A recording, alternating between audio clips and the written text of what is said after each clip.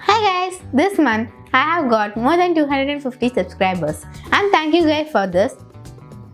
And I have prepared a treat for you guys. So this experiment is known as passing the flames.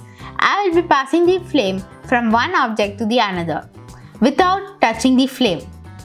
So I'm using matchstick, a paper and candle. Please have adult supervision for this.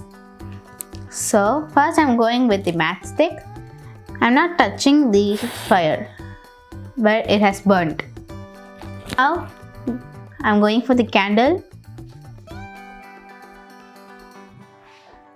You have seen the distance. I'll show you again. See? It's like magic. Now the final paper. Be very careful with paper because sometimes we cannot stop burning it. Don't forget to like, comment and subscribe to the video and click the notification bell for more videos like this.